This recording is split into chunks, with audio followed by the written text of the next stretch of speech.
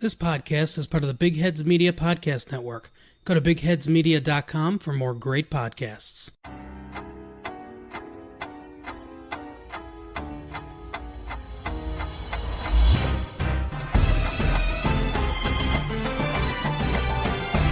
Hello, and welcome to Body Count, the podcast where we believe history doesn't repeat itself, it rhymes, and a proud member of the Big Heads Podcast Network.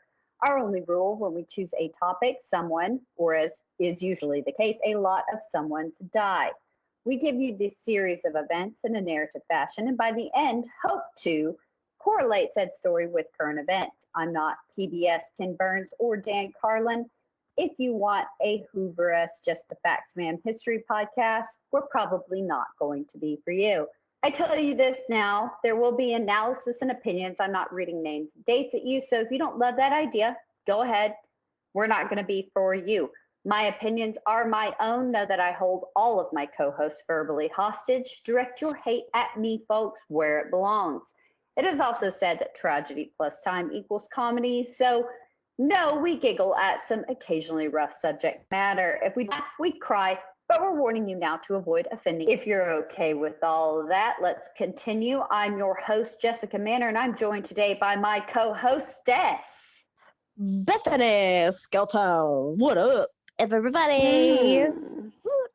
Hello. Oh, coming in with some energy. Coming in hot. Coming in saucy. Saucy. Saucy. I am Now, on as usual. beer number 2. So, Yeah. cheers. Yeah, pretty much. Cheers. I'm clicking my microphone there. You're snapping into the mic. Cheers. Cheers. I'm on my second as well. So as usual, we have a lot to get to today, but first, housekeeping. Yes, we are now part of the Big Heads Podcast Network, which is a great collection of podcasts. We're super excited. Please go and check them out on social media, everyone. If you love the show, please, please, please go and give us those 5 stars on iTunes or wherever it is that you listen to podcasts. You, quite frankly, can say whatever the hell you want. It's not for us to feel good. It's not to make us feel better.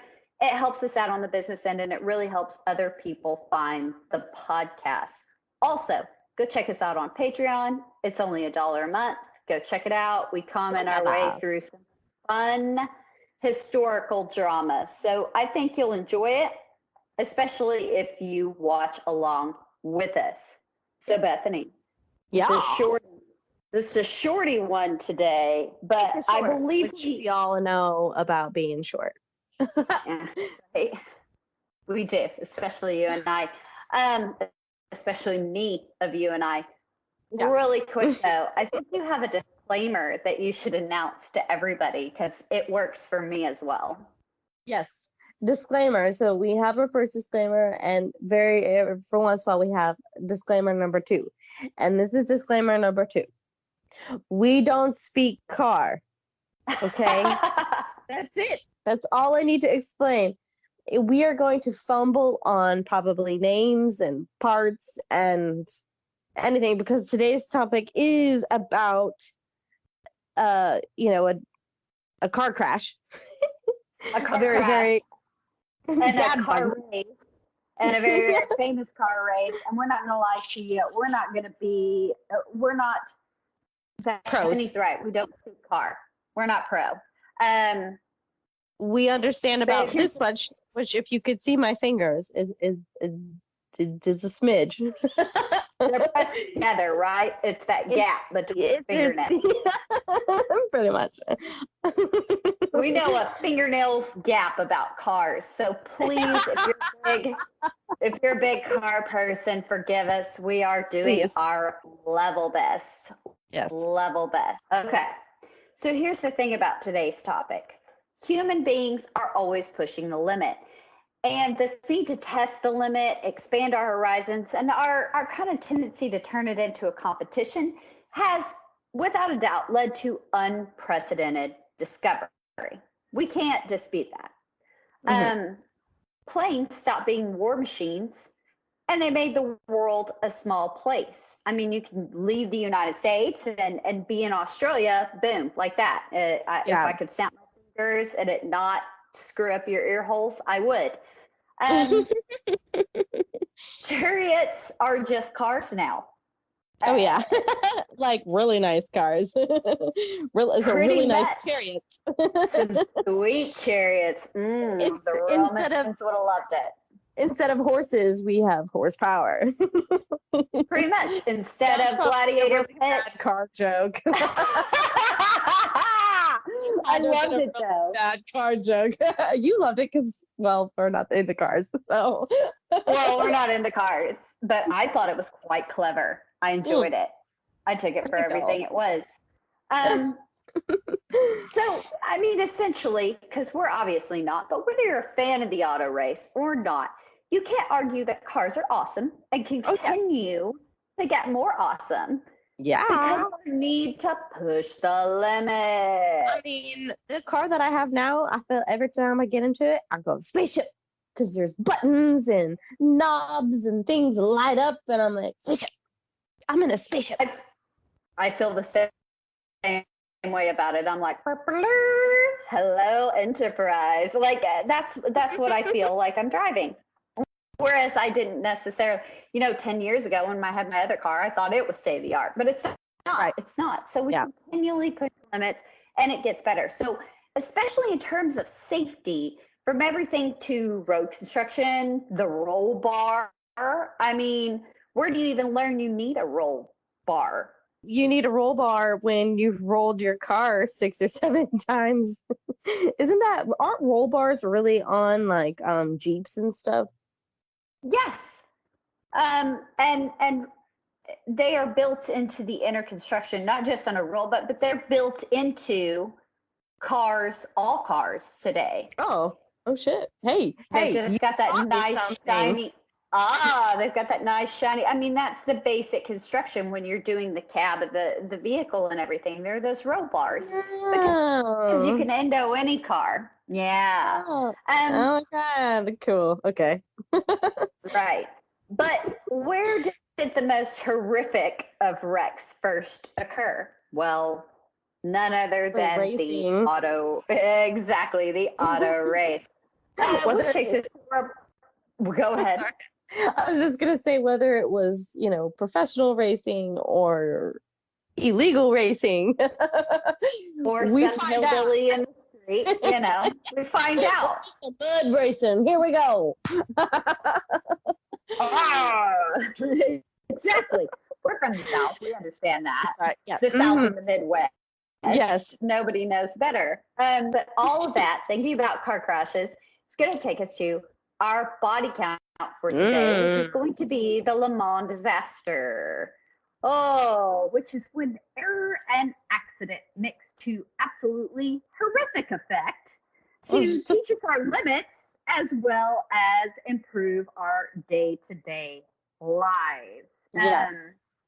Now, we put the body count at the beginning this week because this is going to be a shorter episode. We've already pretty much recorded it once, and it was a crap out. So here we are again, and we're tired of talking about Le Mans, so we're going to run through it, guys. Sorry about you.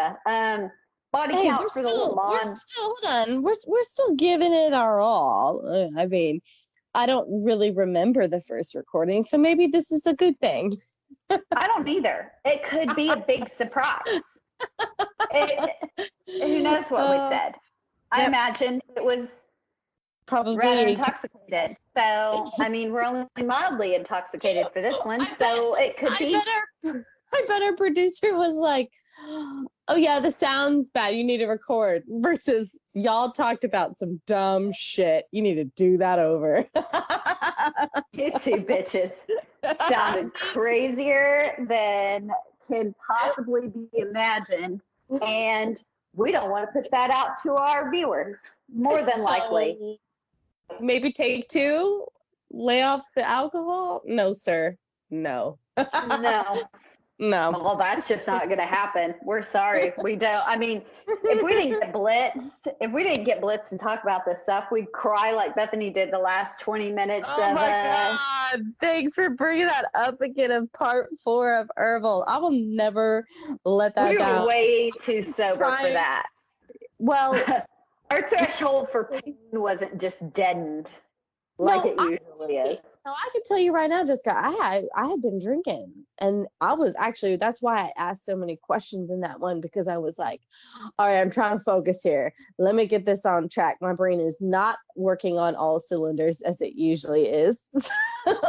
And so, when I was crying, I thought I was trying so hard to I was like holding my mouth. I was like holding my breath. I was like, and I was like, oh my damn. God. And I heard the recording and you could hear it loud and clear. I was like, damn, this is embarrassing. That's the problem with our new recording system too. When it does work, you can hear like a silent fart. So you can hear the gush of air. That's the problem. You can smell it. It's that good. You can smell it through whatever this system is. Are we ready? The body count for the Le Mans disaster. Body count, 83 spectators, 1 dead driver, and 183 estimated injured. This was a pretty monumental crash, so it's going to get really, really metal in a hurry. I love it when you say that. Metal AF, man. Metal AF. Let's start with the 24-hour Le Mans race, which is an oldie but a goodie for you car folks out there, as we understand it from our husbands. Yes. As soon as I said it, my husband was like, oh, yeah. Blah, blah, blah, blah, blah, blah. And I was like, oh, do you want to do this podcast episode? Right. You want Jessica to tell the story to you, sweetie? Or maybe we should just have my husband on and cut both of us directly, because again, we don't speak car. And it's going to be very apparent here pretty soon. So the race started in 1923. It's the world's most wicked endurance race. It's old, it's prestigious. It's like being the king shit of Turd Mountain of endurance racing, basically. It is all that endurance racing ever was. But let's go back to June 11th, 1955, when it went horribly wrong. I just want to point out, I'm super bummed that our first recording did not hold place, because our first recording, we were recording, and it happened to be June 11th when we recorded.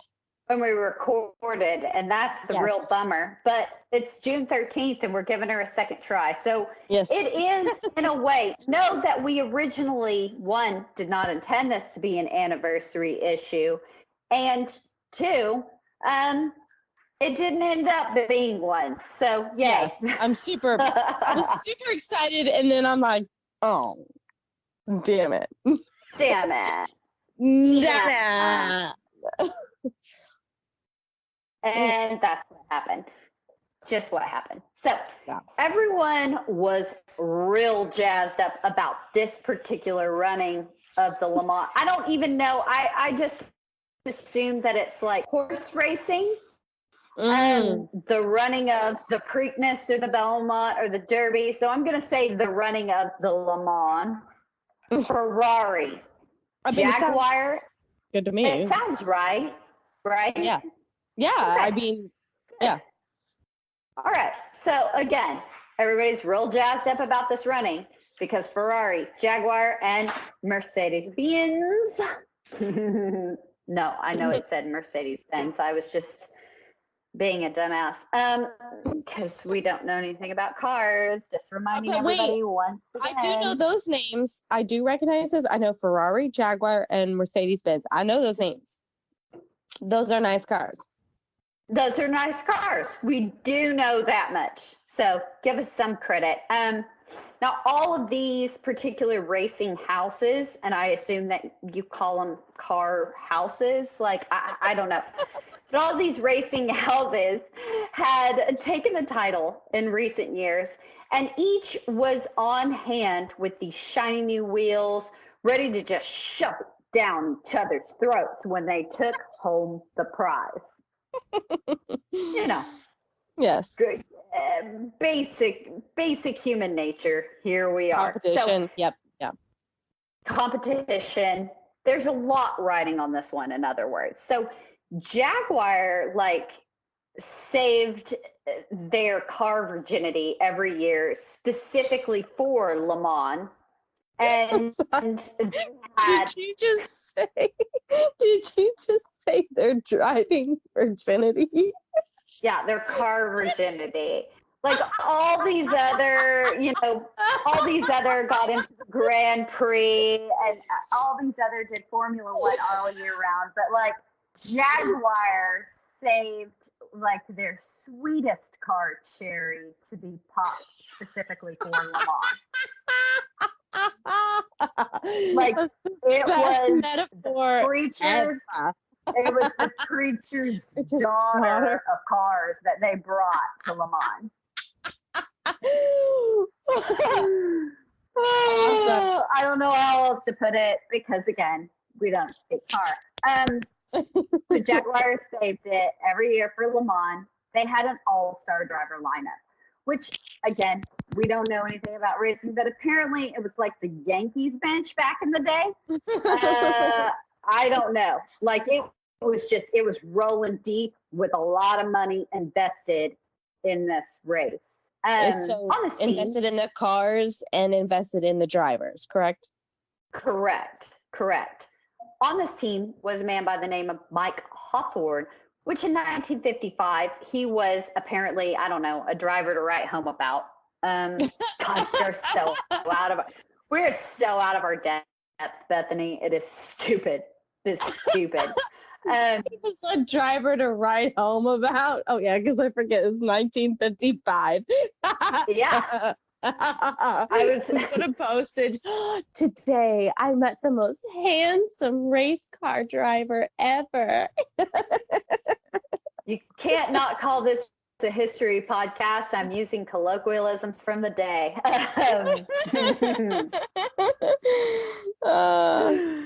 Mercedes, however, wasn't to be scoffed at. They had the car of cars, apparently. And I'm not going to insult anyone and describe why it was the tits because I'll sound like more of an idiot than I already do. But I will say there was one crucial part of the car that must be addressed for the purposes of our story. It's brakes. Oh, God. I mean, here we go. If that's not another plot to a movie or action movie, I don't know what is. It's always about the brakes. I believe it was the plot to Steve. Can't hit them. Can't hit those brakes. Our problem is going to be that they actually did, and they were largely ineffectual. So the Mercedes. Don't make me laugh. Mercedes 300 SLR lacked the more modern disc brakes that their rival Jaguar employed. I'm not going to try to talk about it. Was like a bag thing behind the driver. It wasn't, just to say it's not a more modern brake that we would recognize today, which Jaguar already employed. With the Mercedes the same can be said of Austin Healey 100s, which were also in the race. So Mercedes 300 SLR. I just want to make sure I understand. Two types of cars. So the Mercedes 300 SLR and the Healey 100s did not have the modern disc brakes that Jaguar had, correct? Correct. Boom. You hit that on the head, which heavy foreshadowing with that, right? Like Freddie foreshadowing Jessica and Bethany, like, why don't you go ahead and write the story? Foreshadowing. On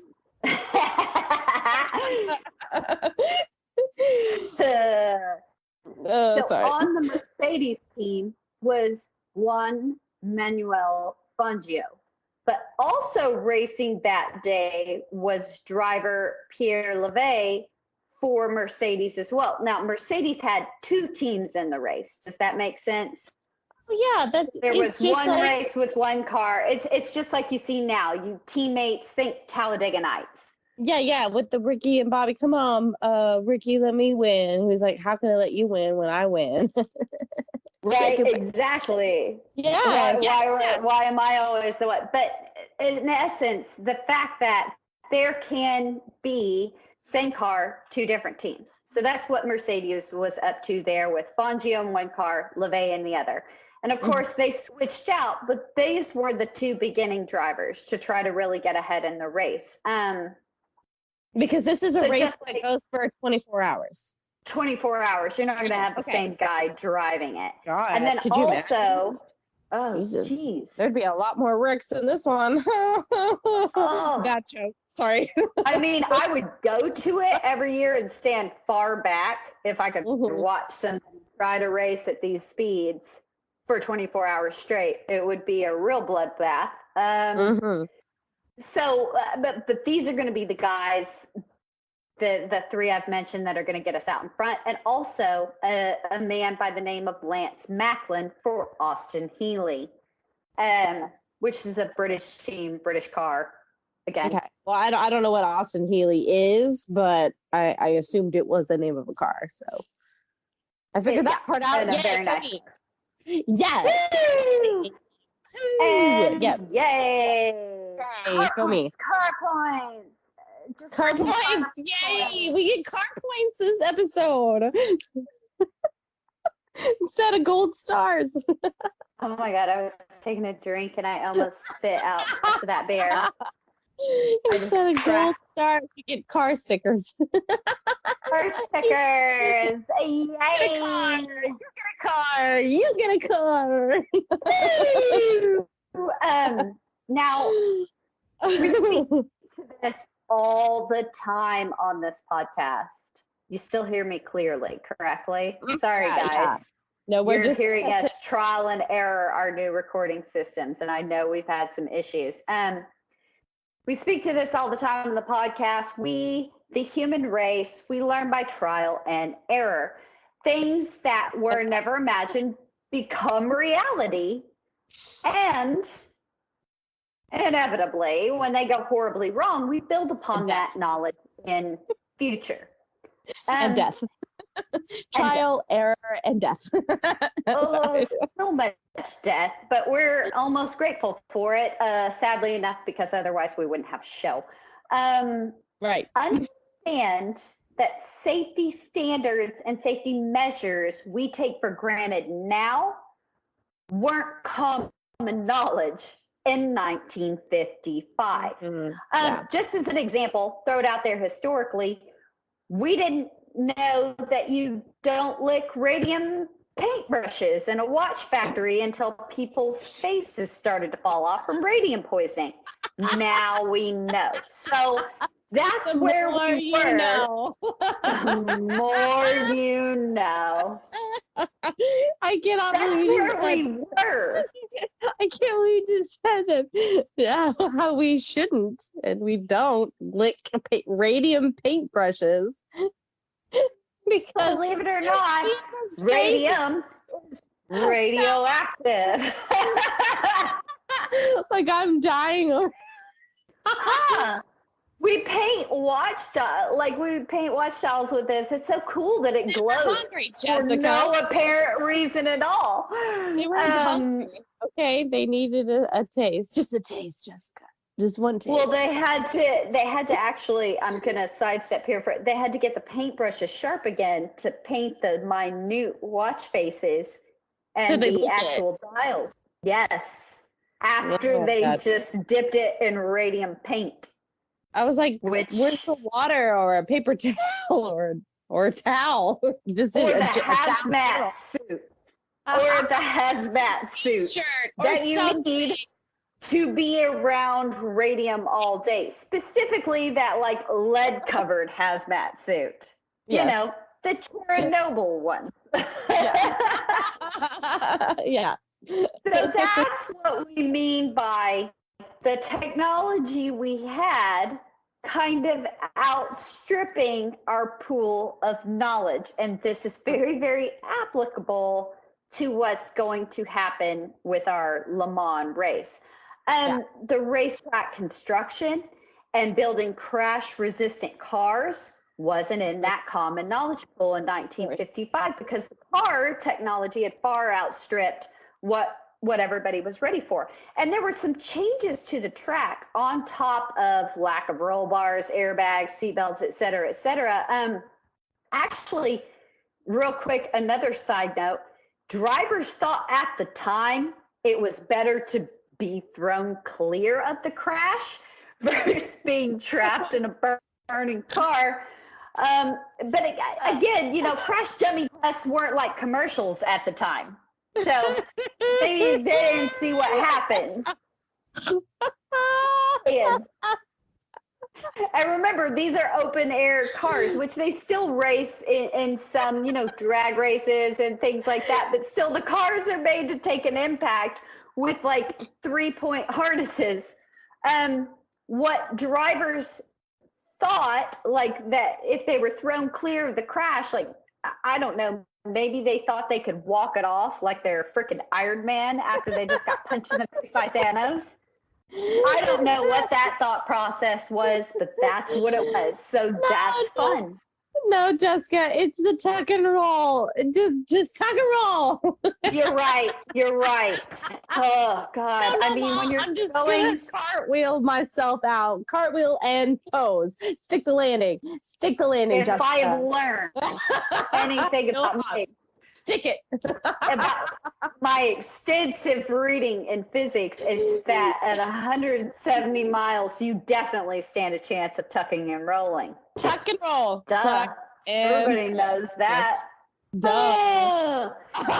So no, just cartwheel that shit. God. Just one-handed cartwheel it. As long as you stick it, that's all that matters. Stick the Just landing. fall out of that shit like Dominic does, and you will be fine. Fine. Yes. You know, whatever.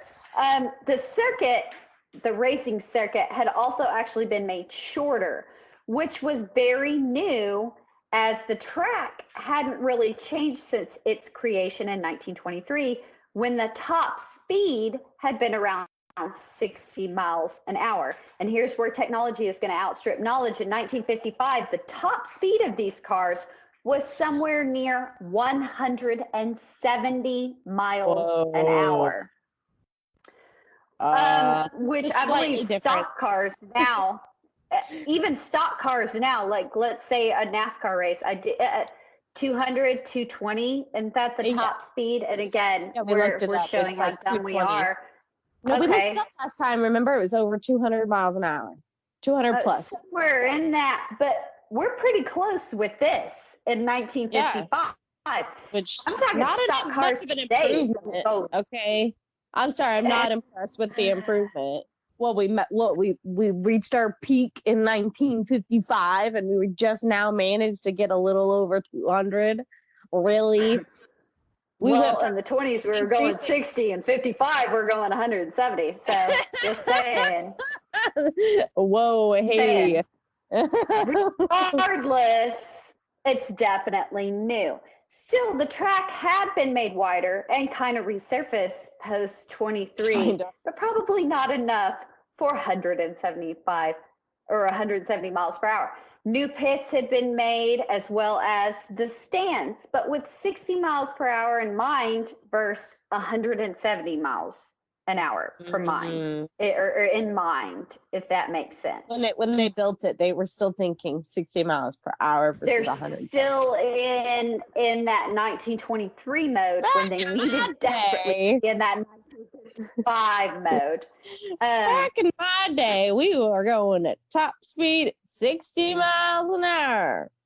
Couldn't generate 121 like gigawatts of electricity. You needed a lightning storm for Doc and Marty, but apparently you can make a car go 170. So maybe move the flux capacitor into a Mercedes 300 SLR versus, a DeLorean.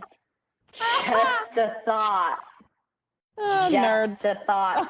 I realize, well, yeah, there we have the issue of fuel. It's not about the speed. I realize it. Save your emails, shove them up your ass. I don't even know what you're talking about. So No, you don't. It's okay. I just went real nerd, and I apologize. Yeah, So that's why when I called you nerd. Reconstruction, well, I deserved it, nerd. It's like Homer when Flanders walks by, nerd. Nerd. Now, nerd. When Reconstruction occurred, no one thought to put any barriers between the track and the pits, or for that matter, any kind of deceleration lane. So, i.e., in a racetrack now, when you go into the pits, there's a lane to decelerate. You're not holding up traffic for the main racers that are going at top speeds.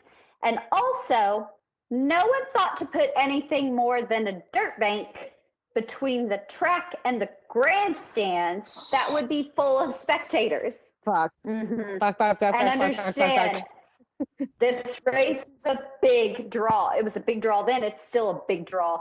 And a lot of people went to see this race every year. Well, This even is before a recipe for disaster. That's exactly right. So even before this race starts, they have all these events, and I don't know, like food trucks. I don't know what the 1955 equivalent was. I don't know. I don't think they had food trucks, babe. I'm really 100% they did not have food trucks. Hot dog on a stick. Hot dog on a stick. Who knows? Bread could have still probably had been like more the farmers rationed. market. The farmers market was set up. Okay. Pretty much. Like I said, bread was probably still war rationed. I know it wasn't in 1955. I'm being a smartass. That takes us kind of up to, that's our background, takes us up to the day of the race, which kicked off at 4 p.m. that Saturday. No one was surprised to see Hawthorne and Fangio going at it hard, especially as Fangio had a bad start. I think leg or something got caught when he hopped in the car, because remember, these were not closed cabs. These are open air convertible racers. So I think his pant leg had gotten caught when he hopped in the car. So he stumbled a bit out of the gate. And again, I know I'm mixing metaphors. I know that I just said basically something for horse racing, which I understand, versus auto racing. Give me a break. I don't know. I mean, it sounds just fine to me. I love it though. Okay, there we go. So he stumbles out of the gate. Point is, Fangio and Hawthorne, especially Fangio, was in it to win it, as he'd had this bobble at the start. And as a result, he was kind of throwing caution to the wind. So people are tailgating each other. People are getting really aggressive. Aggressive. No passive-aggressive. No, there's nothing passive about this. This is like straight up track wars. I don't know. Yeah. That should be, instead of storage wars, I would quite frankly watch track wars. Agreed. So Fangio, again, is a tried and true champion. And Hawthorne, who's a relatively new driver, had just gotten his wins that year. Hawthorne's 2 paces up on Fangio. So Fangio's being as aggressive as can be and taking a lot of risks to make up for this bad start. And anything to remain on the same lap as Hawthorne. And that also translates to Hawthorne, who's a new driver and is being hyper aggressive, throwing caution to the winds, because he finds himself 2 paces up on Fangio, which nobody called out of the start. Plus, he's driving for Jaguar versus Mercedes. It's like, it's hot. It's the game gets hot, basically, only of car racing. So while these two are, the point is, Hawthorne and Fangio are so focused on each other and taking home the cup that they don't pay that much attention to everything else that's happening on the track. Hawthorne's crew is signaling Hawthorne to come in for a pit stop, But Hawthorne isn't giving it away to Fangio for anything and goes an additional 2 laps to really try and cement his lead so that when he comes out of the pit, he's got a little wiggle room. But per his Jaguar racing contract, he is required to come in for a stop after the 2 additional laps to refuel. So basically, the way I'm thinking is the contract is when your crew, who's in charge of keeping a very expensive race car running at top quality for 24 hours, when they signal, you maybe have a 2-lap leeway before, all right, Sonny boy, like we've signaled you have to come in. We have to look the car over. We have to refuel. We got to take care of it. We've got 24 more hours to go. Okay. And at this point, it's around 6:27. They're only 2 hours into the race when all of this is going down. Okay. Yeah. So a bunch of cars are pulling off to refuel when Sneaky Stan LeVay, the other Mercedes driver, suddenly and unexpectedly passes Mercedes teammate Fangio, sliding into second place directly behind, and like wedged behind Hawthorne. Talk about being up someone's ass. Pretty much. Like it's Hawthorne is being ass grabbed by LeVay, and then LeVay's being ass grabbed by Fangio.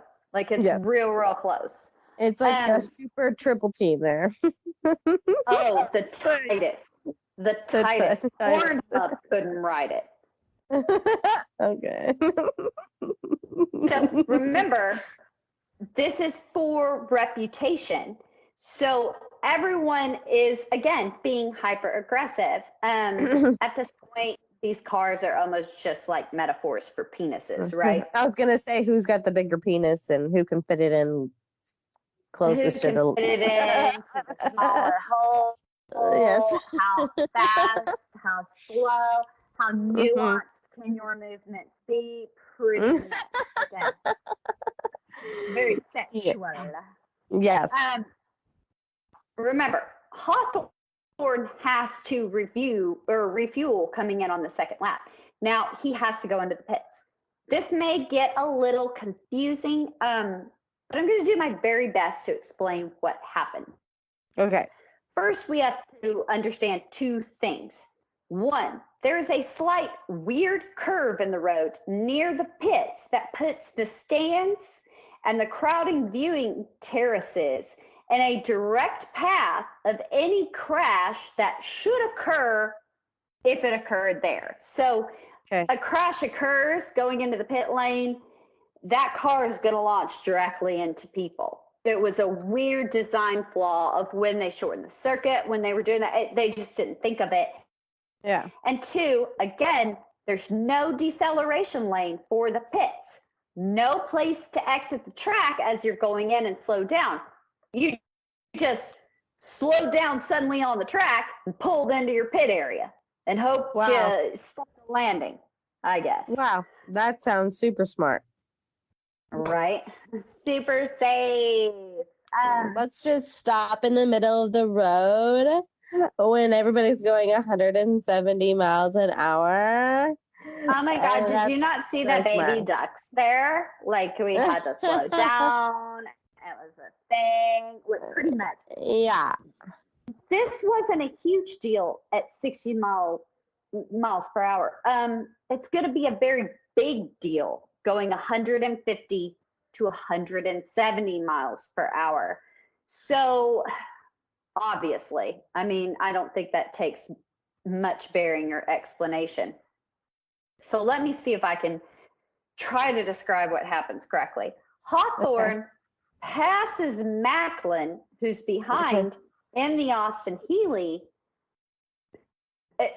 He's almost a lap behind, if that makes sense. So he cuts in front of him to get into the pit lanes, slams on his kick-ass, and as we have established, superior brake system that his Jaguar is outfitted with, which we know not so for the Austin Healey.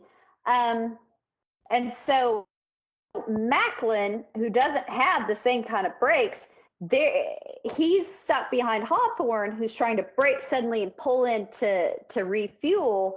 There's no place for Hawthorne to slow down and slide into the pits, if we'll remember.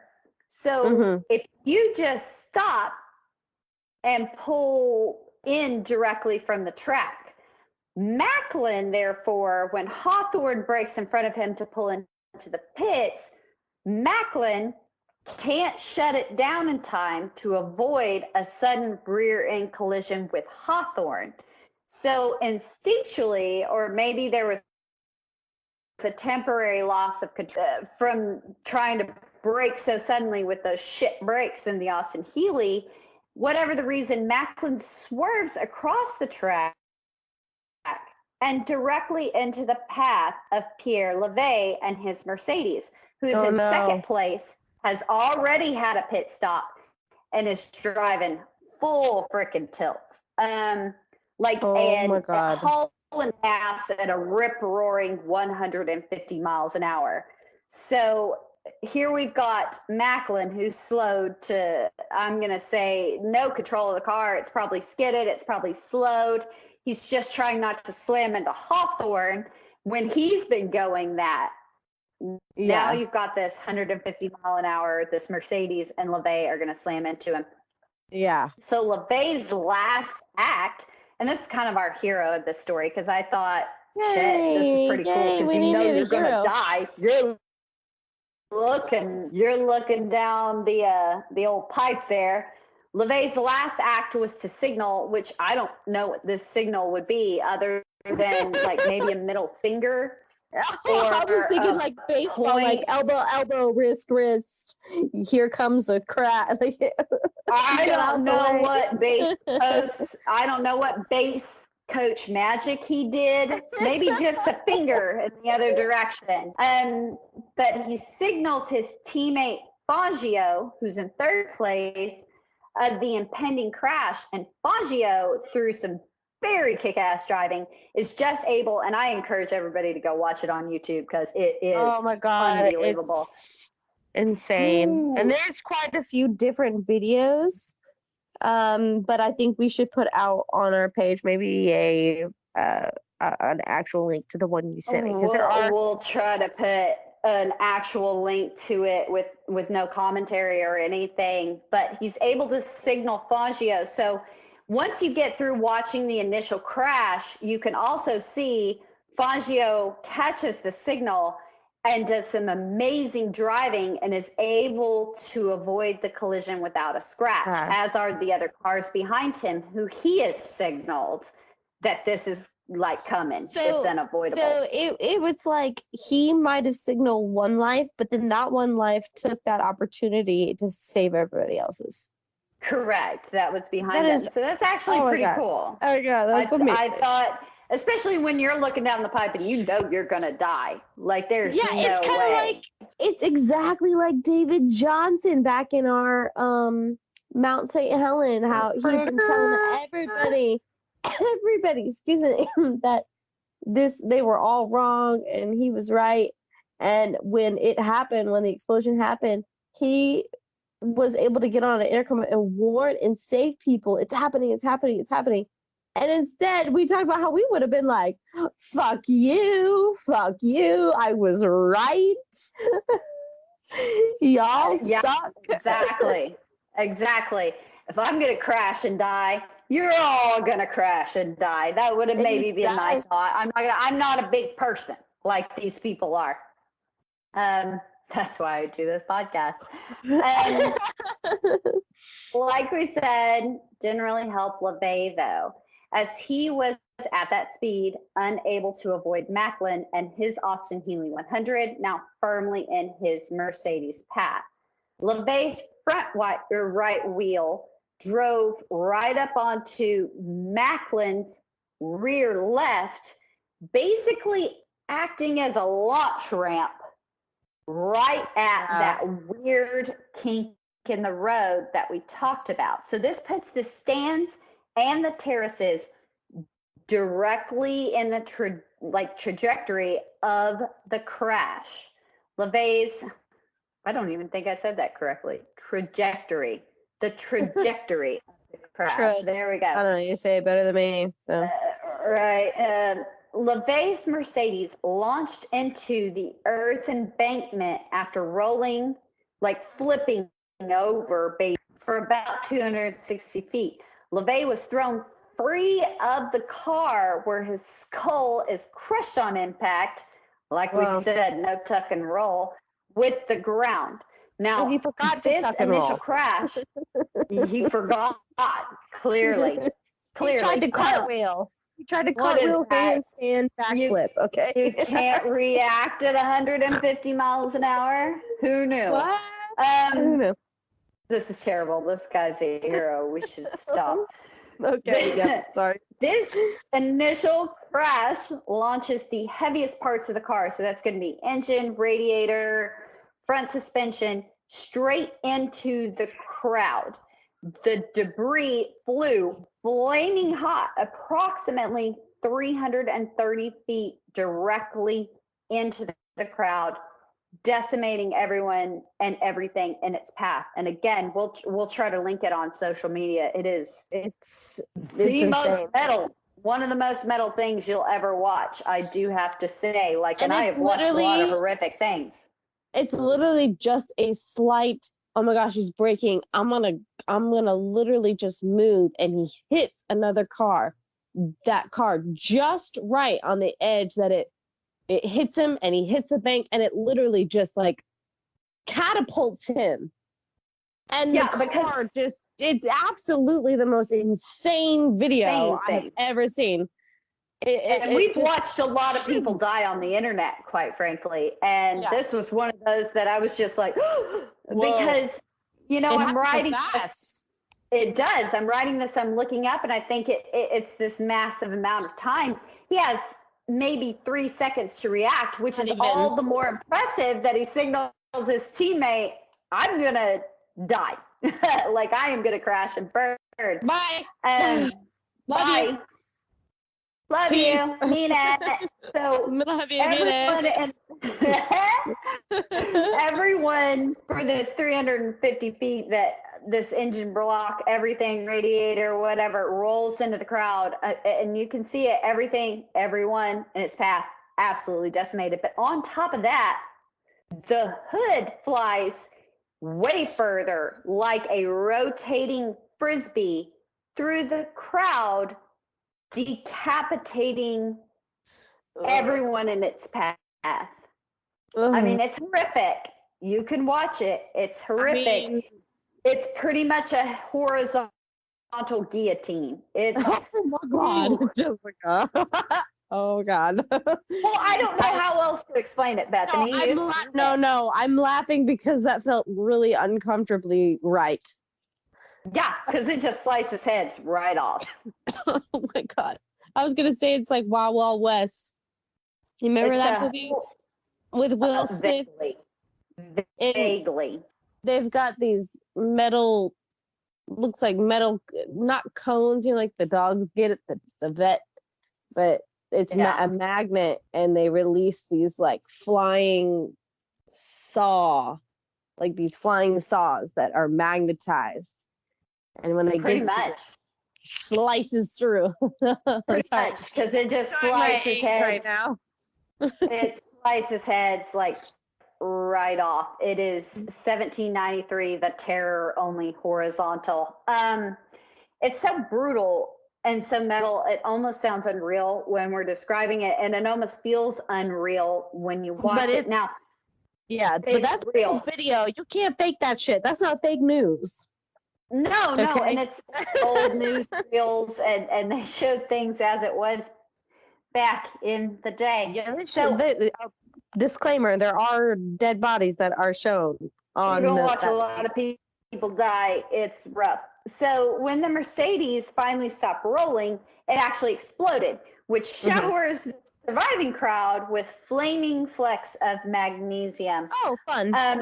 I'm not going to go into the construction of the Mercedes 300 SLR. I'm not doing all of that. Just know that there was a lot of magnesium in the body, It wasn't a messed up fuel supply. We're going to get into that in a little bit. Officials attempt to douse the car with water. Oh, But they are God. unfamiliar with magnesium fires. I'm not up for the chemistry lesson, so just take what I'm saying for true as they were. They were unfamiliar. And so pouring water on a magnesium fire essentially intensified the inferno, which caused the car to burn for hours. Now, Macklin survived, but not before the Austin Healey was knocked into the pit area, which plowed over some more people. I believe they did survive. Yeah. Everyone was in shock because they couldn't see from down there, people announcing, everybody everywhere else that was waiting to watch the race. They couldn't see the extent of the damage. When Hawthorne came in to the pits, he was like insane because he was adamant that it was all his fault. So despite not wanting to, the next driver in line had to take over for him. Why? Because they didn't red flag and stop the race. What? Why? What the hell? Why would you do that?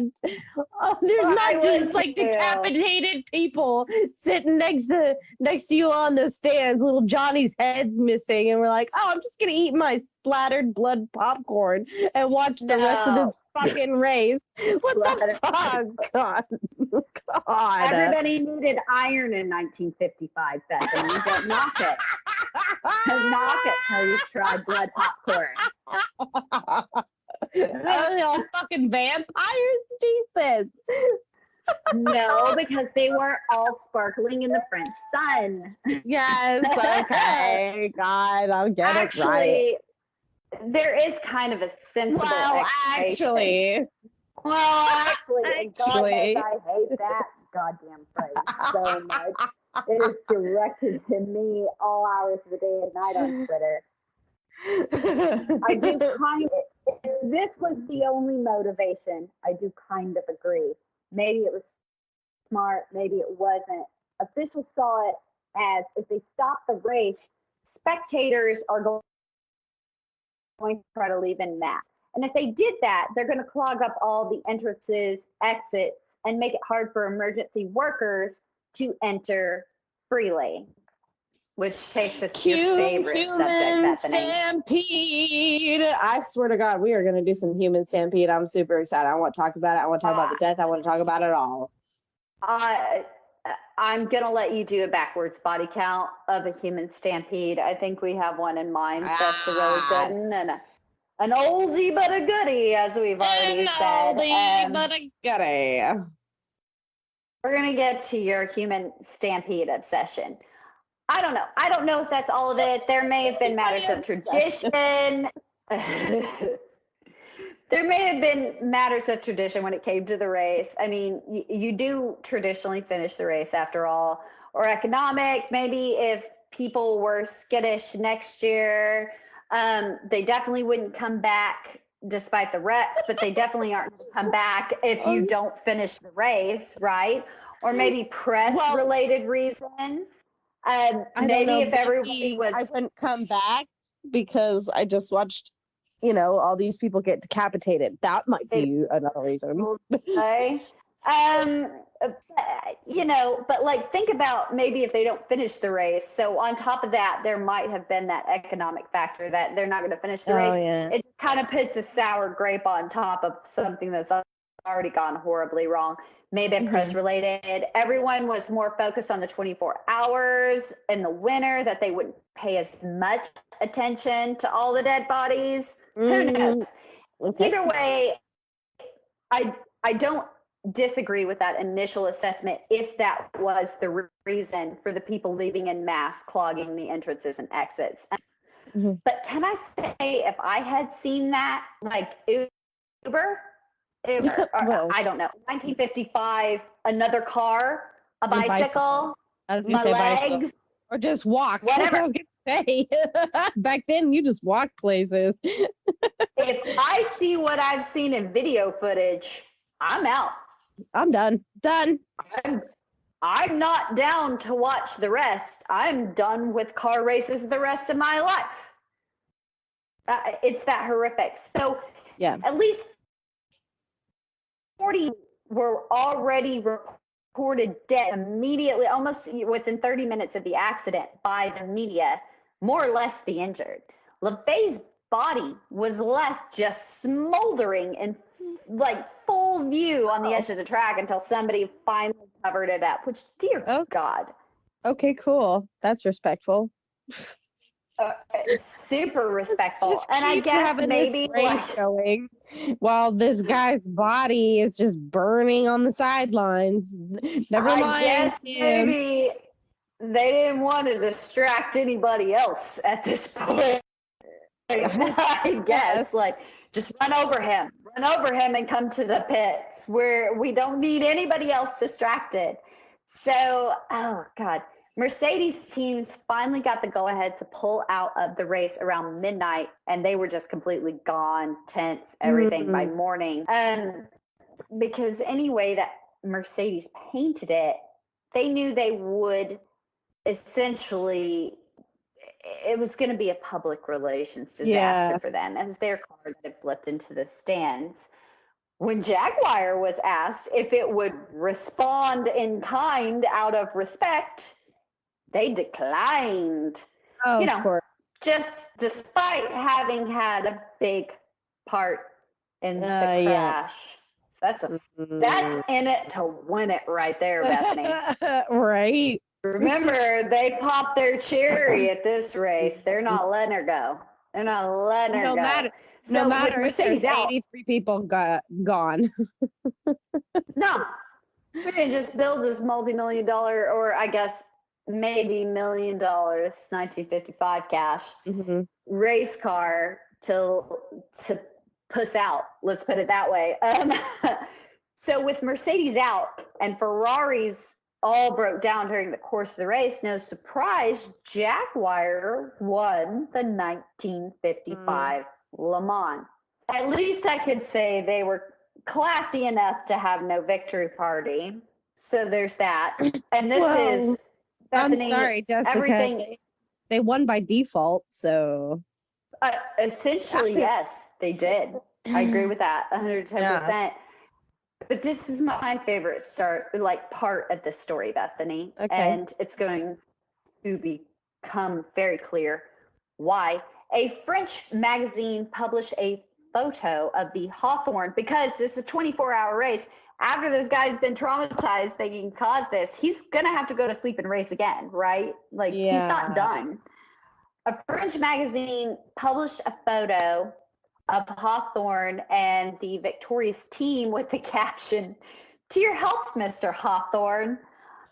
Oh, I love the French. Oh, wow. I freaking heart the French so much sometimes, because I appreciate that sarcasm, that almost understated sarcasm. And in light of everything, that's pretty funny. It's pretty funny, yeah. It's a lot to me that our hero of the week wasn't my favorite part of the story, but that was. Yeah, so, someone's sarcasm, but I mean, it's understandable.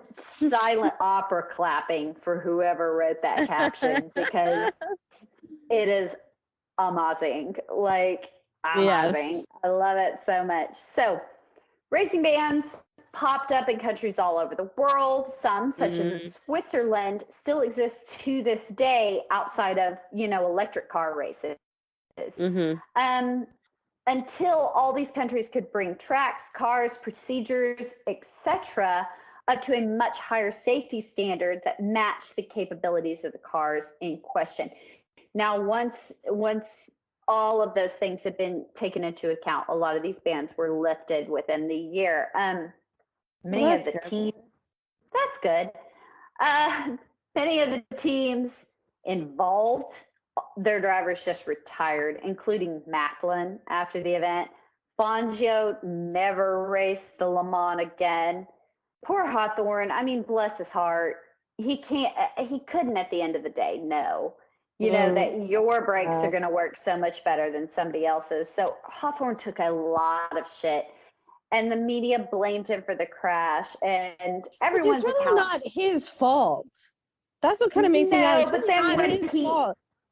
It's not his fault, but also when he wrote his autobiography, he completely left out that it could be his fault at all. So a lot of people were embittered by that later. Like it or not, he's the one that slammed. It was driving more aggressive. He could have gone into pit when Fangio, LeVay, all of them went in.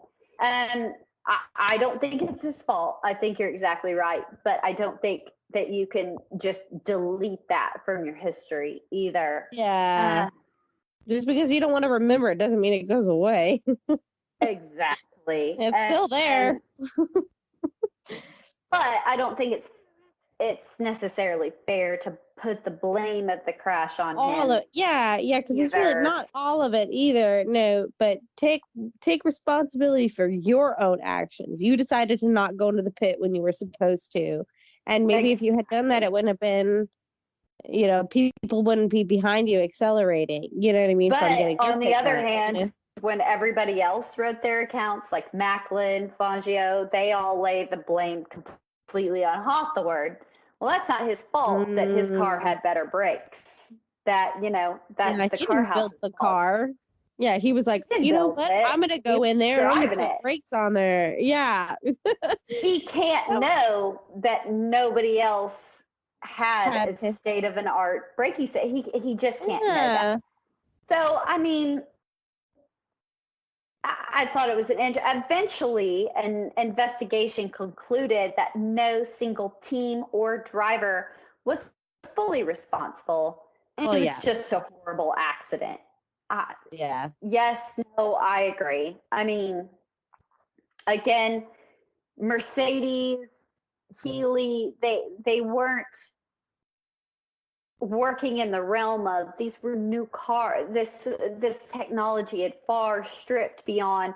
They hadn't crash tested these. It hadn't occurred to anybody to do that. It's 1955.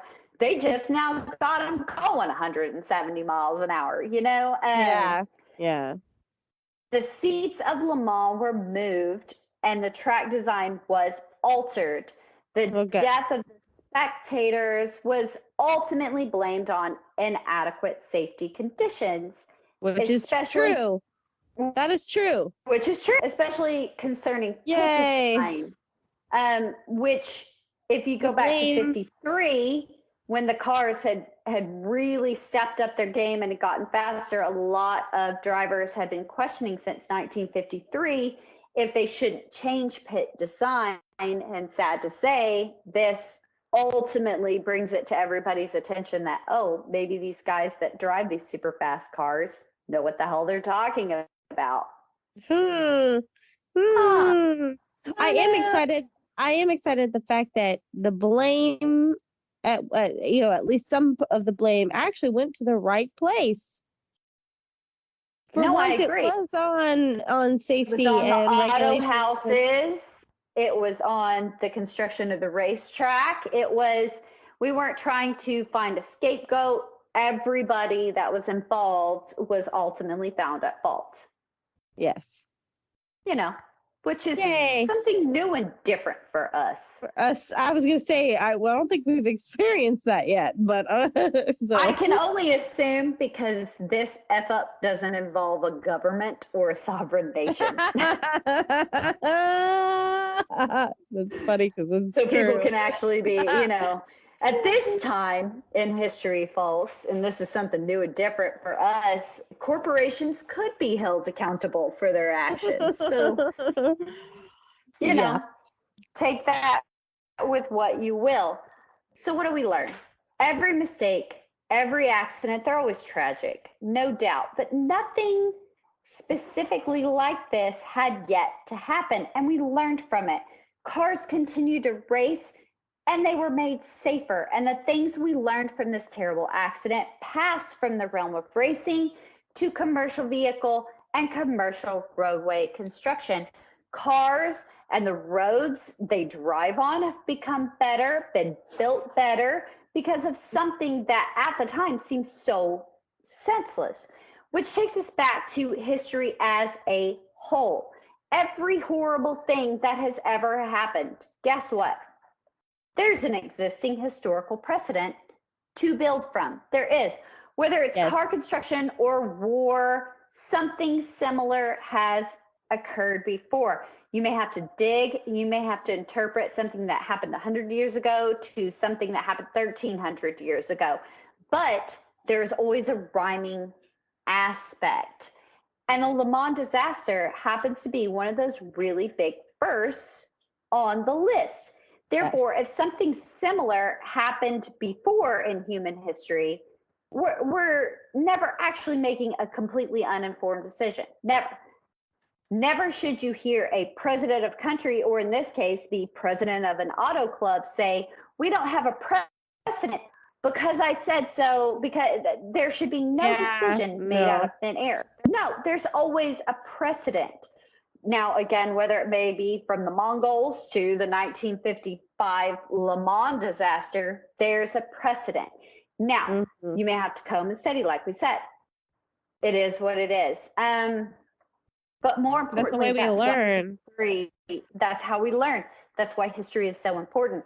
And the Le Mans disaster was the precedent for auto safety in a modern era on both a competitive and a commercial basis that we still use. I was gonna say day. we do that now. We even on the brand new 20, probably they already have a 2020 car. So I mean, it's just like they are going to continue to push the limits, and that means they're going to push the safety regulations and the ways to keep us safe. Which but thank you God. Can also say like God they care. all of those concept cars. Now there are concept cars that are constructed for look or for feel, but a lot of concept cars come out specifically for the purpose of auto racing. And so every new safety procedure or every new safety, feature that exists in your vehicle was something that came from the testing of these concept cars, because that's the primary place to test them. Yeah. And so it's really, really interesting that if you have a Mercedes-Benz now that goes 170 miles an hour, a lot of those safety features that you have started with that 300 SLR, back in 1955. That's just the way it was. But I think we've talked enough about that's the way it is. I think we've talked about shit we don't understand quite enough for a day. Agreed. My brain is mush. my brain is mush. Let's go ahead and counterculture it up. As always, I'm going to plug Care Rescue Texas, carerescuetexas.com, Care Rescue at Care Rescue Texas on all social media. Go check them out. They do amazing work for animal rescue that I'm just in awe of. Also, big shout out to some of our Patreon supporters, Emily, Monica, Maria. We love you guys. We also love the Lady Pod Squad, Boobies and Newbies, Despair and Distress, everybody else. Also, much love for Massive Late Fee, which is a great pod. We can't function without them, guys. And they do huge things for us. No, we'd be so effed in the A without them. Effed in the A.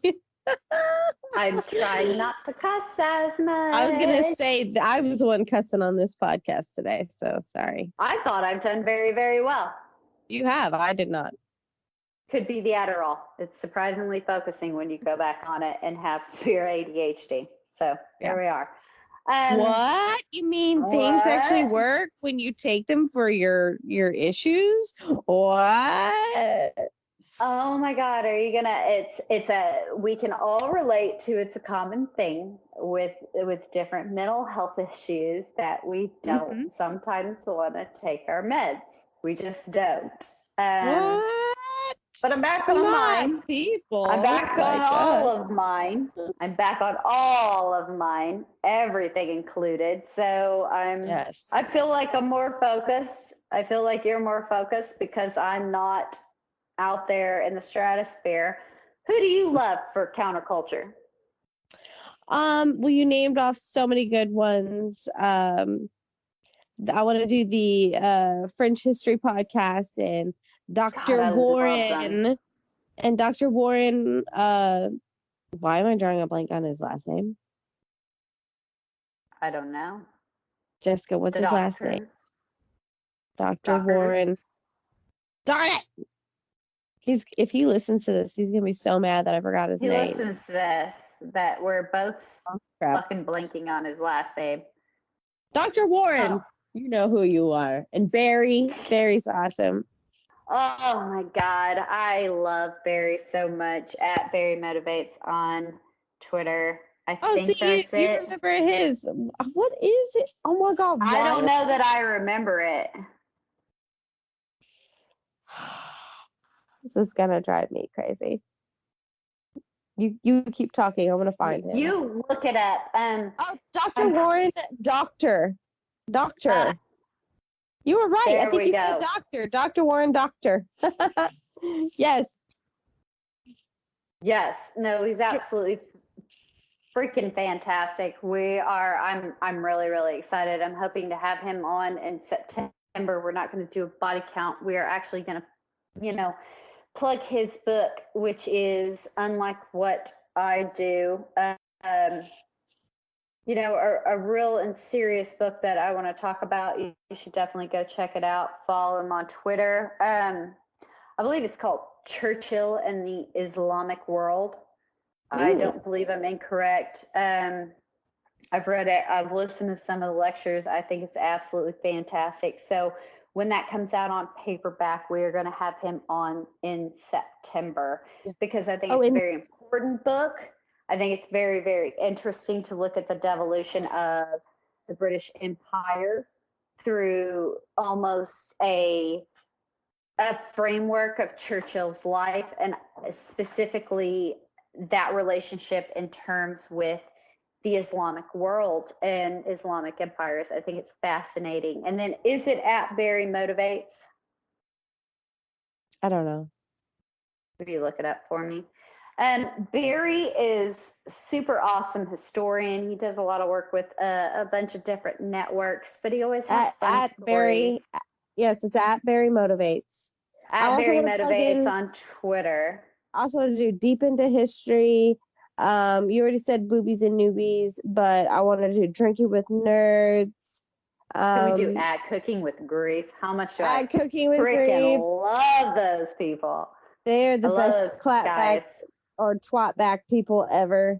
Oh, the twatback kings. I absolutely love them. They always have our back, and they always have great tweets, and they have a great show, more importantly. And it's a fun look at history.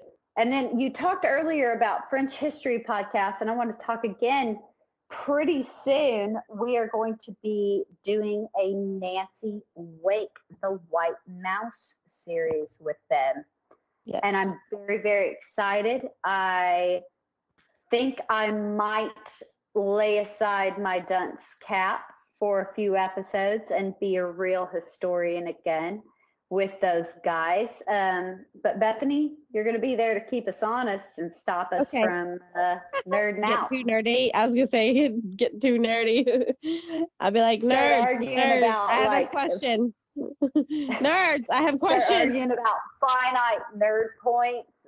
Well, actually, you're always there to stop me doing it. I did it earlier. I'm going to start tallying. I'm going to start doing a tally every time I hear "well, actually." But right now they are in, I believe, the conquest of Gaul. Where they're looking at Caesar. It's I love the podcast. I can't say enough about it. I really can't. I absolutely love French history podcasts. I think they do a stupendous job. A a lot of times on here, I try to popularize history, and in a way they bring it to you very much that you can understand. But, we're analysis opinions. We tell you straight up, we're not going to be a Hoover-esque, just the facts, ma'am, history podcast, but they very much are. They have a very Dan Carlin, hardcore history-esque demeanor, and I really enjoy it. Oh my God, please go look up Stephanie's Twitter handle for me. Oh, okay, hold on. I've got to pull that. Please. Steph. It's at Steph, STEPH _ Andrews, ANDREWS, and then capital A, capital U, because unfortunately she's an Auburn fan. But she's amazing. I don't care. I'm not an SEC person, so I have no dog in this fight. Yeah. I had to pick but she's Auburn and absolutely Alabama, amazing, so. and she's such a huge supporter of this podcast. Will you look up Emmett's for me as well? Gosh, I guess. No, it's at. Bet you already got it up. I know. It's at capital A, capital U, underscore Emmett, capital E, MMETT. That's what his is. They are tremendous supporters of podcasts. They're absolutely amazing. If you've got a podcast that you think is listenable out there, please go and follow them.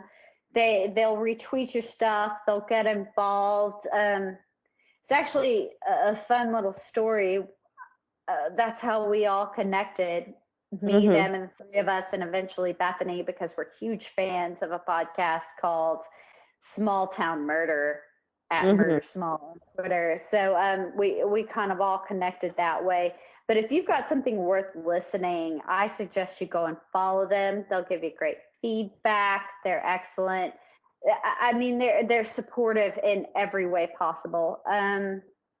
I can't think of everybody else that we want to love on right now. We love you all. There. Period. Oh, we love you all. And we just have... We love you, Potaskew, too. Oh, Potaskew. We love you, CJ. We love you, Rico. It's stupid how much we love you guys and how much support you give us. And we do. We do love you. We promise. And we're getting nerdier, as a matter of fact, because of you. Because of them. So, yes. Yeah, me too. Sorry, I don't mean to call you twat. But it's out of love. I do mean to call you twat. But it's out of love. It is out of love. I'm not calling you other things. That's pretty nice. So I think we're done. I think we're done. For once, we had a little moment to give people that we need to give love to love. And I know it's a long episode. And I know I say a lot. I think it was a necessary one. I think it was a fun one. And I suggest everybody go out and watch this on YouTube after you finish this episode. And we're going to put a disclaimer that maybe go watch it before, because it is the most astounding historical footage I've ever seen. I don't know about you, Bethany. Agreed. Absolutely. I've watched the Challenger blow up. I'm old enough to have watched the first Gulf War on television. You went home, you said, what are we going to watch tonight? We said the war. The war. The war.